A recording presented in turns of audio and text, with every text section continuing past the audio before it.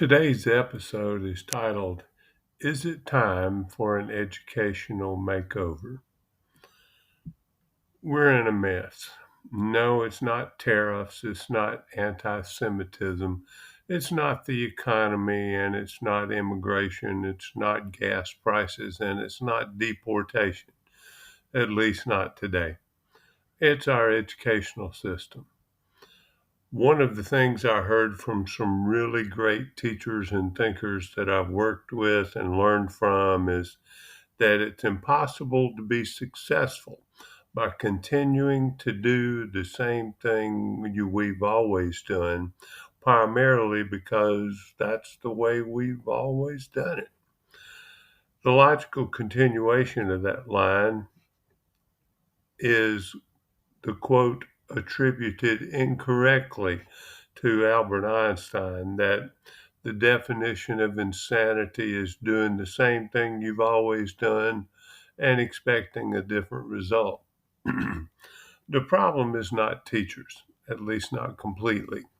And the problems are caused by systemic rigidity, administrative inflexibility, a lack of innovation, the slow disappearance of the nuclear family in society, the intrusion of technologies, federal intrusion into state educational policy, the resistance to changes in teacher training, and the imposition of standardized testing results as educational goals in themselves. Where once the goals of American education were universal access, citizenship, personal development, and the development of critical thinking skills, students now are subjected to almost universal test prep, delivered in a system designed in the 1800s to train students for jobs as workers in the factories of the Industrial Revolution. We have not only missed the boat in education, we ignored the telegraph report of its sinking. Remember when your teacher told you that you couldn't use a calculator on a test because you might not always have one handy? We might want to rethink not only that, but a lot of other things that have changed in our lives and in ways we continue to ignore. When, for example, was the last time you used your Encyclopedia Britannica instead of Google? When was the last time you used, or even saw for that matter, a slide rule? Do you wait to call your parents on Sunday night because long distance is cheaper after 5 p.m.? Have you written many checks lately? Do you communicate with friends and businesses by letter and the postal service or through emails and text? You get the idea, but walk into any school and you will see overcrowded classrooms with kids and desks that would have been right at home in the 1950s, using technology that was old by technology standards when it was introduced in whatever decade it was. Education is pretty famous for using 70s technology in the 80s and 80s technology in the 2000s. You get the idea. And just as technology can be your friend, it can also be your worst enemy. Your attention span, for example, is currently the length of time it takes you to doom scroll through your phone twice. ELA teachers report that AI generated reports and papers, while in most cases superior to those generated by student parents, are quickly replacing student generated work. It might temporarily help their grades, but there is no substitute for student learning and the skills learned and developed by ensuring students are doing their own work. In 2023, 17.3 million students attended high school in the United States, with about 10% attending private schools, the rest in public schools. Just under 3.4 million students graduated in 2023. The graduation rate was 85.3%, and the dropout rate was about 6%. So that means there are about 2 million students per year that do not complete high school or the equivalency requirements. We have no coherent solution for those 2 million dropouts other than maybe you should try GED classes. It's not a giant leap of logic to blame a significant percentage of that dropout rate on outdated and antiquated methods of teaching based on an insistence in conformity and what we used to call sit and get. Remember when we were lined up in rows of desks in alphabetical order and teachers lectured us as we took notes in class? Sounds like most of my education, to tell you the truth. Many of us still fail to realize that all learning does not take place in a silent environment, or that sitting in desks in neat rows does not guarantee student attention. We can do better. Surely we can. We don't need more kids on Ritalin or other drugs. We need to understand that kids are not designed to be miniature adults that can sit still and pay attention for 8 hours a day. I don't know many adults that could do that without a screen to stare at or cat videos to watch, and I'm betting you don't either. In the United States, public schools are funded primarily through property taxes. That generally means that places with high property values have great facilities, lower student teacher ratios, and higher paid teachers, and rural areas with lower property values don't. Funding should remain a state responsibility, but a combination of sales and income taxes would provide viable alternatives to property taxes that by themselves guarantee regional educational inequality. School safety is another issue we can add to the list. Not only are many schools suffering from old and unsafe buildings with leaks, pests, decaying materials and roofs, and old textbooks and old materials, security is generally lax or non existent. One of the better ideas I've heard is about hiring retired or current military or law enforcement to work as safety officers during school hours. But there are other options also. Arming teachers is probably one of the single worst ideas ever. We don't pay teachers enough for what they already do. Adding enforcement and weapons training to that already overwhelming list of teacher responsibilities, even with a significant increase in salary, is a poorly conceived notion that will guarantee even more teachers leaving the profession and even fewer college students considering teaching as a career option. Do you blame them? Teachers are leaving education in increasing numbers. There are myriad causes, including workloads that include unreasonable paperwork demands, overcrowded classrooms, a lack of parental involvement and support, and unrealistic administrative expectations. Chronic stress and burnout are often created by what amounts to a toxic work environment. Teachers also report the lack of administrative support, especially with parent issues, a lack of mentorships for those new to the profession, and a lack of respect from parents and the community, in addition to embarrassingly inadequate compensation. I must admit, for example, that I am at a loss to explain coherently the no zero and no fail policies that teachers must endure, other than the possibility that administrators at the building and district level believe that passing students who do no work at all is commensurate with real education. It's not. The emotional toll of teacher burnout can also create significant health issues for that profession.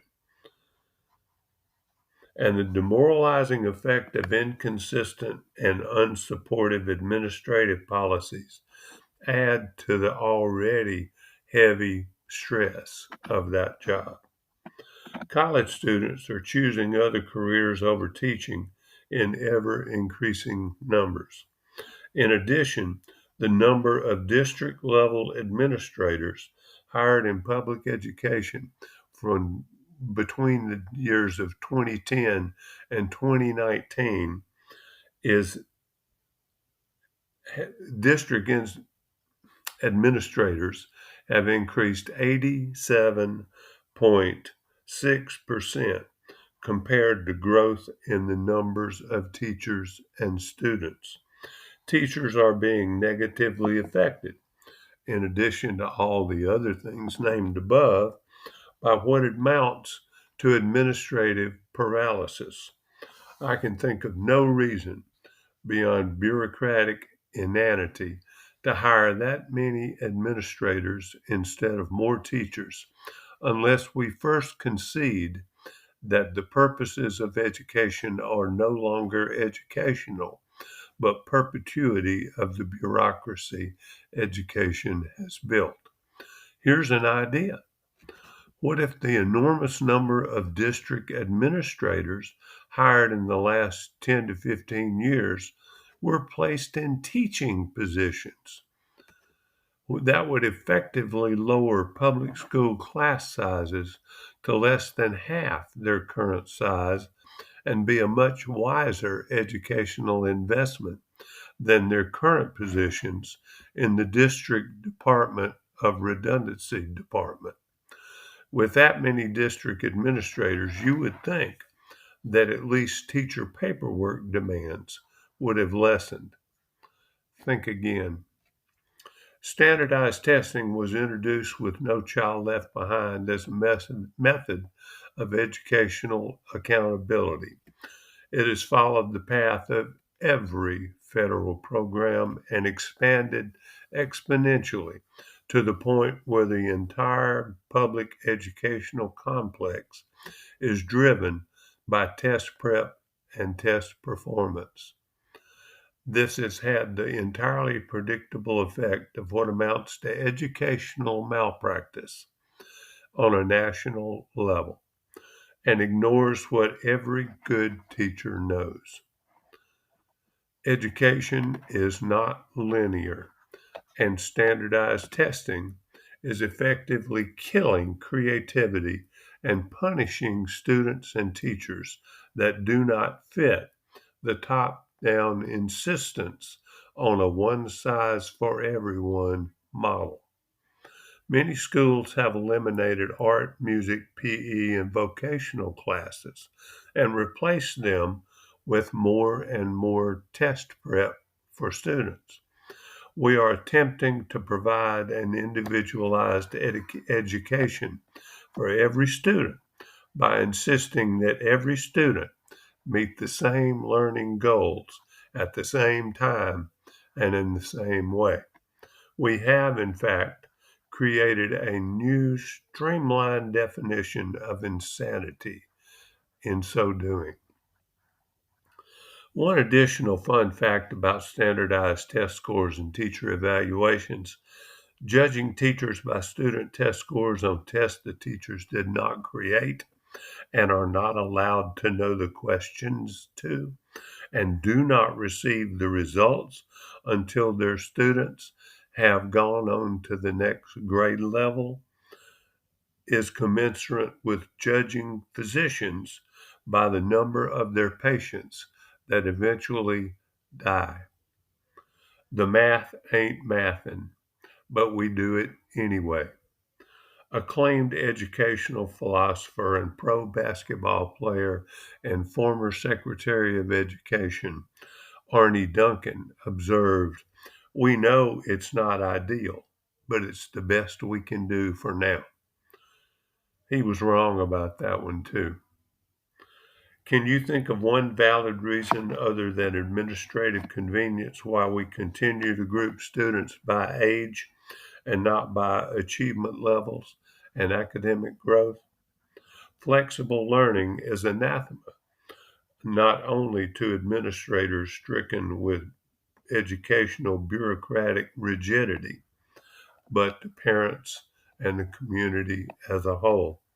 For support of the radical idea of allowing every student to progress at a rate commensurate with their individual skills and effort, see your local bell curve.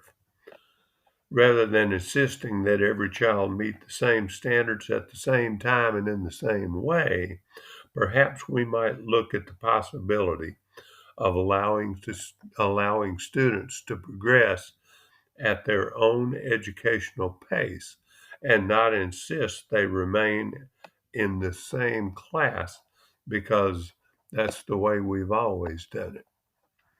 Parents often blame teachers for their child's lack of success and or effort. The two are usually related, believe me. They fail to realize that schools should ideally be a cooperative effort and not just that of the teacher.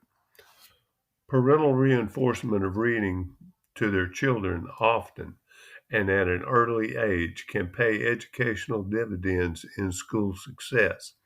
Intelligent students without parental motivation and encouragement often develop a victim mentality and fail to understand that every task a teacher gives them is not supposed to be easy. The difference in privilege and victimhood is often nothing more than gratitude and effort. Parental involvement and communication with their child's teachers will make a difference in the way their students perceive their role and their responsibilities in learning. My mom put it this way: "Son, it's okay to be ignorant, but it's certainly a sin to remain that way." She taught that to my teachers too. There are also issues with teacher training and teacher preparation requirements. They have essentially remained the same in most states for decades and have failed miserably to respond to changes in society, in technology, and changes in the number and types of jobs we are supposedly preparing students to perform. Rather than actively explore ways to use the powerful information systems every child over the age of 12 has in their possession, we instead choose to ignore its potential and prohibit its use. Any degree of innovation in teacher training methodology would pay enormous dividends in the classrooms of today and tomorrow. I've noticed that there are two primary kinds of teachers. The first are teachers with X years experience, and the second are teachers with 1 year's experience X times. Reinstate and encourage creativity in teacher training. It's also a good idea to look at the length of the school year, start and end times for the school day, and how long classes usually last. Our current school year was originally intended to match the growing season on family farms so students could help their agrarian parents grow and harvest crops. I can't remember the last time any student needed to miss school for that particular reason. There's no reason we can't include a month or so off in the summer, but is 2.5 months for summer break beneficial to student learning? We might also look at adjusting start and end times for the school day according to what's best for students. Hmm. The educational emphasis on every student attending college has contributed to the enormous student loan debt in our country, especially among students that, for whatever reason, borrowed the money, attended classes, but never managed to graduate. The every student must attend college mantra makes about as much sense as every child should be an astronaut and ignores the gigantic bell curve again. We need more plumbers, carpenters, auto mechanics, and electronics repairmen than we need college dropouts that owe hundreds of thousands of dollars they can never pay back. Expanding apprenticeships, vocational training, and partnerships with local industries would create lucrative career opportunities for students that have little or no interest in college. Many legislators find it difficult and even harder to accept that success and excellence cannot be legislated. Hmm. Attendance zones for elementary and secondary level students are another example of the administrative rigidity that can be repurposed. Allow students to attend any school their parents would like them to attend within a given system, as long as parents, and not the school system, provide transportation. If parents want their child to attend elementary school A and not elementary school B, they can get them there and back home themselves. I've never thought it was a bad thing for schools to compete for students academically and might go a long way towards rebuilding creativity and competition for student achievement. So, how do we go about this? First, let me tell you what we do not want to do. We do not want to gather a bunch of administrators and experts in a big room with an endless supply of bottled water, outdated ideas, little or no teaching experience, per diem, and educational buzzwords to develop a conglomerative mishmash of failed ideas and antiquated modes of measuring progress. We need a room of 35 to 40 teachers with 10 to 25 years of experience each that have for far too long been on the receiving end of expert ideas and expert opinions that they knew wouldn't work even before the rollout began.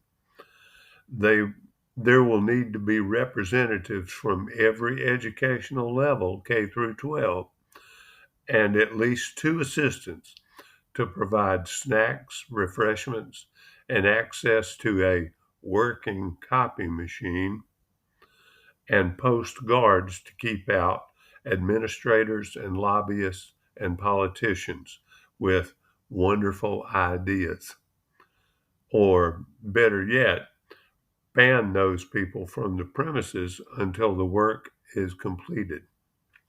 We need to give them a week or two without interruptions, and we can pay them something ridiculously low, like $2,000 flat fee each, and provide them with things they don't ever have at work, like unlimited bathroom breaks and Kleenex tissues, pencils, markers, and paper they don't have to buy themselves, a nice hotel with a conference room, and a simple directive to revamp and improve education, public education, for all kids at the K-12 level, and let us know what they come up with.